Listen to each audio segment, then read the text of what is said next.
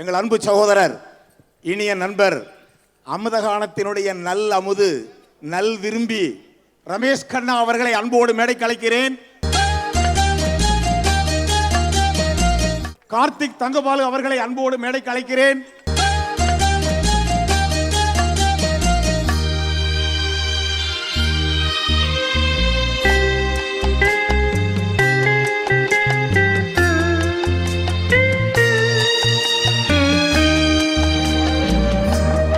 கார்த்திக் தங்கபாலு அவர்கள் இப்பொழுது ரமேஷ் கண்ணா அவர்களுக்கு பொன்னாடை போர்த்துகிறார்.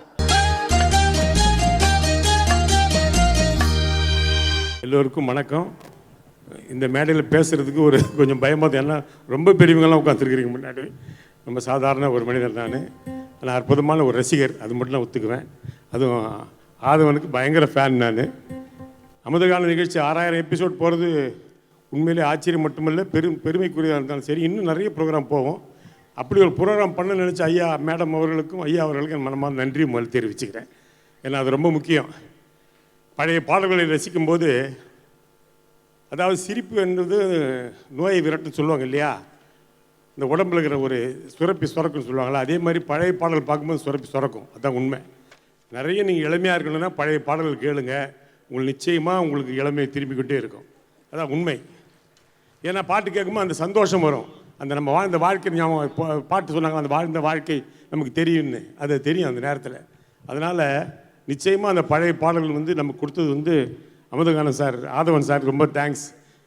ஏன்னா அமுதகானம் சாதாரணமாக பாட்டு போட்டோம்னா நம்ம பார்க்க மாட்டோம், தள்ளிடுவோம். அவர் பேசும்போது அது என்ன சொல்கிறாரு அப்படின்னு கவனிக்கிறதுக்காக போடுவோம் பாருங்க, அப்படியே அந்த பாட்டு நம்மளை இழுத்துட்டு போயிடுவார். அதுக்கப்புறம் அடுத்த பாட்டு, அதுக்கப்புறம் அடுத்த பாட்டு அப்படி போயிட்டே இருக்கும். அதில் வர்ற வரிகளை பற்றி விளக்குவார். நிலை இல்லாமல் ஓடுவதும் அந்த பாட்டு, அந்த எம்ஜிஆர் பாட்டு, அதில் நினைவில் பாடுவதும், பகைவர் போல பேசுவதும் பருவம் செய்யும் தவறல்லவான், அந்த வார்த்தைகள்லாம் கேட்கும்போது இவ்வளோ பெரிய வார்த்தைகள் அதில் இருக்குது அப்படின்னு ரொம்ப நமக்கு ஆச்சரியமாக இருக்குது. அற்புதமான கருத்துக்கள் இருக்குது, வார்த்தைகள் கவனிக்கிற மாதிரி. கவிஞர் முத்துலங்க ஐயா இருக்கார், அவங்களாம் தெரியும் எப்படியெல்லாம் பாட்டுகள் எழுதினாருன்னு.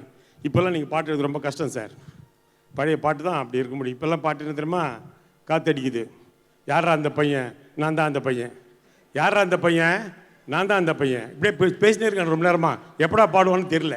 அப்புறம் காற்று அடிக்குது, சைடில் அடிக்குது, மேலே அடிக்குது, கீழே அடிக்குது, எங்கே காற்று அடிக்குது நமக்கு தெரியல.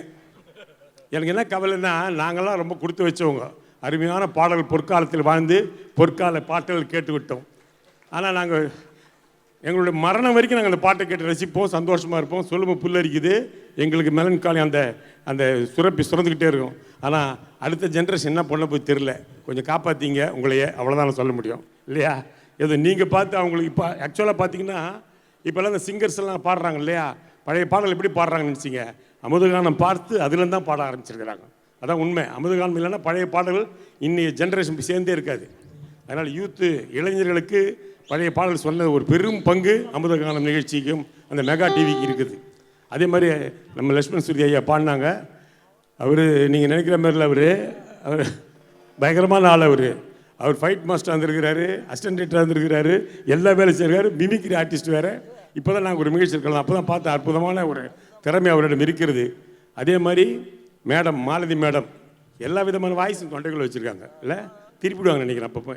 எல்லாரும் ஸ்ரீநிதி பிடிச்சி ஸ்ரீலாம் இப்படி இல்லையா, ஸ்ரீநிதி அற்புதமாக பாடினாங்க.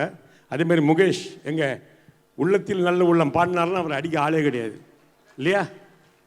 அந்த பாட்டு நீங்கள் பாடினீங்கன்னா அந்த சீர்காழி சார் அப்படியே அது ரொம்ப மறக்க முடியாத ஒரு கிஃப்ட் அவர்கள்லாம். ஆக்சுவலாக பார்த்தீங்கன்னா ஒரு கதாசிரியர் கதை எழுதிடலாம், இல்லை நாங்கள் நடிச்சிடலாம், எப்படியாவது யாராவது சொல்லிக் கொடுப்பாங்க, இல்லைன்னா கேமராவில் இப்படி திருப்பியாவது யாராவது பண்ணிடலாம். ஆனால் பாட முடியவே முடியாது. பாடகன் கடவுள் கொடுத்த கிஃப்ட்டு, வேறு யாராலும் பண்ண முடியாது. ரொம்ப அற்புதமான ஒரு நிகழ்ச்சி, மறக்க முடியாத நிகழ்ச்சி. இதில் என்னை கலந்துக்கிட்டது ரொம்ப சந்தோஷமாக இருக்குது. அதான் உண்மை இல்லையா. 6000 ஒரு சாதாரண விஷயம் இல்லை. அதுமாதிரி பார்த்த ஞாபகம் இல்லையா, பாட்டு பார்த்தீங்க, சிவாஜி சார் சிகரெட் பிடிச்சி சொன்னீங்க, அவரை எப்படி பிடிச்சிட்டு நாக்க வேலை தொலைப்பார். அதெல்லாம் ஒன்றுமே பண்ண முடியாது. அவர் யாருக்கு பார்த்து கற்றுக்கிறாரு தெரியாது, எப்படியோ வந்துடுச்சு, அவருக்கு தானாக வருதுன்னு நினைக்கிறேன் அவர். அந்த மாதிரி ஒரு அற்புதமான பாடல். புதிய பறவை ஆக்சுவலாக சேஸ் த குரூக்கட் ஷேடோன்னு ஒரு ஆங்கில படத்தின் தழுவல் தான் அது. முதல்ல உங்களுக்கு தெரியுமோ தெரியாதோ, அதனுடைய முதல் விளம்பரம் புதிய பறவை, டைரக்ஷன் சிவாஜி கணேசன் தான் வந்துச்சு. நடிகர் தலைவர் பண்ணுறதா இருந்துச்சு. அப்புறம் தான் தாதா மெரசி வேணாம் நீங்களே டைரக்ட் பண்ணுங்க அப்படின்னு முடிச்சார் அவர். அதனால் அதே மாதிரி சொந்த படம் எடுக்கும்போது யாரும் அந்த படத்தில் நெகட்டிவ் கேரக்டர் பண்ண மாட்டாங்க. துணிந்து பண்ணவர் நடிகர் தலைவர் சிவாஜி கணேசன் மட்டும்தான், வேறு யாரும் பண்ண மாட்டாங்க. அது மாதிரி நிறைய விஷயங்கள் பழைய படங்கள் இருக்குது, பழைய பாடல்கள் இருக்குது. அதெல்லாம் நீங்கள் அமுதகானத்தில் கொடுக்குறீங்க, மெகா டிவியில் கொடுக்குறீங்க. இது பார்த்த அப்புறம் எனக்கு தெரிஞ்சு அமுதகானம் தான் முதல்ல இந்த பழைய பாடல் போட்டு மக்கள் மத்தியில் போச்சு. அதுக்கப்புறம் நிறைய சேனல் வந்துடுச்சு. ஆனாலும் மெகா டிவி அடிக்க முடியவே முடியாது, சான்ஸே கிடையாது.